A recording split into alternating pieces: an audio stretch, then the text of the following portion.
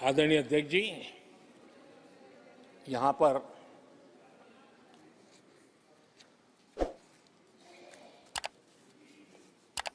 बहुत गुस्सा व्यक्त किया गया। जितना हो सका उतने कठोर शब्द में गुस्सा व्यक्त किया गया। उनका दर्द मैं समझता हूं,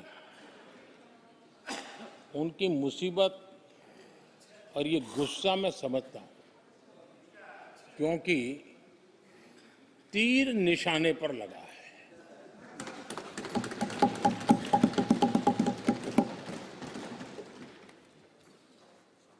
भ्रष्टाचार पर एजेंसियां एक्शन ले रही हैं, उसको लेकर भी इतना गुस्सा, क्या क्या शब्दों का प्रयोग किया जा रहा है। आदरणीय अध्यक्ष जी, 10 साल पहले हमारे सदन में, पार्लियामेंट में क्या चर्चा होती थी? सदन का पूरा समय घोटालों की चर्चा पर जाता था, भ्रष्टाचार की चर्चा पर जाता था, लगातार एक्शन की डिमांड होती थी। सदन यही मांग करता रहता था, किया जा रहा है तो लोग उनका, देखिए इनके समय में एजेंसियों का सिर्फ और सिर्फ राजनीतिक उपयोग के लिए उपयोग नहीं दिया जाता था। अब आप देखिए उनके कालखंड में क्या हुआ। पीएमएलए एक्ट के तहत हमने पहले के मुकाबले 2 गुने से अधिक केस दर्ज किए। कांग्रेस के समय में ईडी ने 5,000 करोड़ रुपए की संपत्ति जब्त की। हमारे कार्यकाल में ईडी ने 1 लाख करोड़ रुपए की संपत्ति, देश का लूटा हुआ माल देना ही पड़ेगा। और जिनका इतना सारा माल पकड़ा जाता हो, नोटों के ढेर पकड़े जाते हो, और अधीर बाबू तो बंगाल से आते हैं, देखे हैं नोटों के ढेर उन्होंने। तो किस किस के घर में से पकड़े जाते, किस किस राज्यों में पकड़े जाते थे। ये देश ये नोटों के ढेर देख देख करके चौंक गया है। लेकिन अब जनता को आप मूर्ख नहीं बना सकते। जनता देख रही है कि किस प्रकार से यूपीए सरकार में जो भ्रष्टाचार की बातें होती थी, उसका टोटल 10-15 लाख करोड़ का रहा है, चर्चा होती थी। हमने लाखों करोड़ के घोटाले तो अटकाए, लेकिन उन सारे पैसों को गरीबों के काम लगा दिया, गरीबों के कल्याण के लिए। अब बिचौलियों के लिए गरीबों को लूटना बहुत मुश्किल हो गया है। Direct benefit transfer, Jan Dhan account, Aadhaar, mobile, उसकी ताकत हमने पहचानी है। 30 लाख करोड़ रुपए से ज्यादा रकम हमने लोगों के खाते में सीधी पहुंचाई। और अगर कांग्रेस के एक प्रधानमंत्री ने कहा था कि 1 रुपया भेजते हैं 15 पैसे पहुंचते हैं, अगर उस हिसाब से मैं देखूं तो हम जो 30 लाख भेजे हैं, अगर उनका जमाना होता तो कितना रुपया कहां चला जाता, इसका हिसाब लगाइए।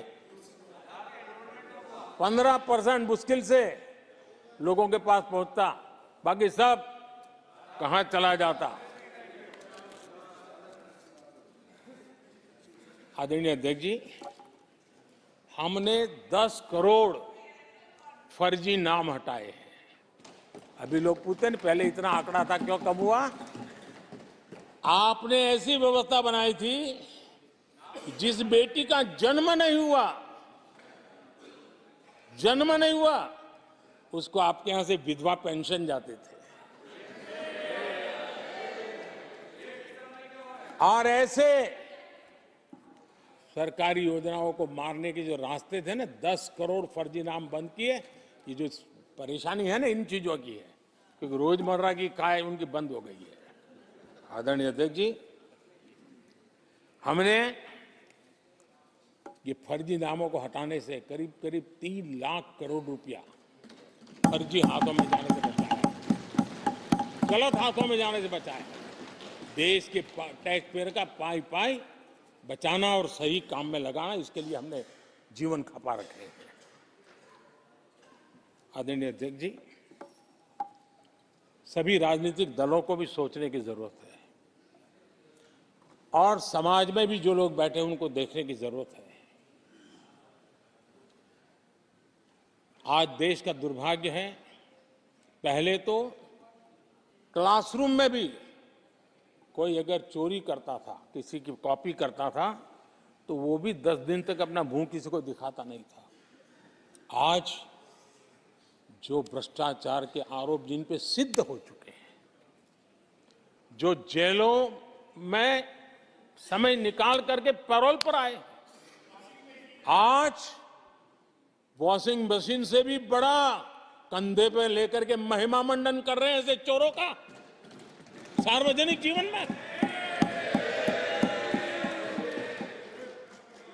कहां ले जाना चाहते हो देश को तुम?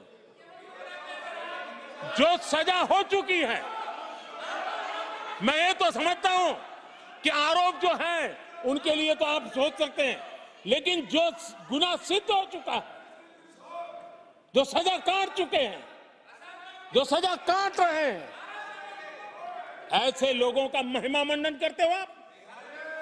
कौन सा कल्चर और देश की भावी पीढ़ी को क्या प्रेरणा देना चाहते हो आप?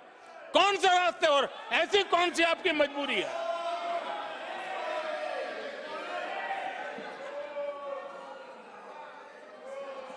और ऐसे लोगों का महिमा मंडन किया जा रहा है, उनको महान बताया जा रहा है। जहां संविधान का राज है, जहां लोकतंत्र है, माननीय अध्यक्ष जी, ऐसी बातें लंबी नहीं चल सकती हैं। ये लोग लिख करके रखें, ये जो महिमा मंडन का काम चल रहा है उनका, वो अपने ही खात्मे की चिट्ठी पे सिग्नेचर कर रहे हैं लोग।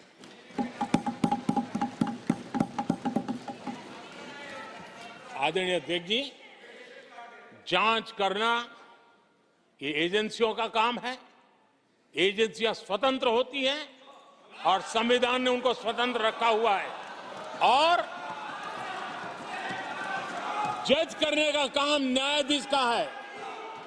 जज करने का काम न्यायाधीश का है और वो अपना काम कर रहे हैं। और अध्यक्ष जी, मैं इस पवित्र सदन में फिर से दोहराना चाहूंगा, जिसको जितना जुल्म मुझ पर करना है कर ले, मेरी भ्रष्टाचार के खिलाफ लड़ाई चलती रहेगी। जिसने देश को लूटा है उनको लौटाना पड़ेगा, जिन्होंने देश को लूटा है उनको लौटाना पड़ेगा। ये मैं देश को इस सदन की पवित्र जगह से वादा करता हूं। जिसको जो आरोप लगाना है लगा लें, लेकिन देश को लूटने नहीं दिया जाएगा और जो लूटा है वो लौटाना पड़ेगा।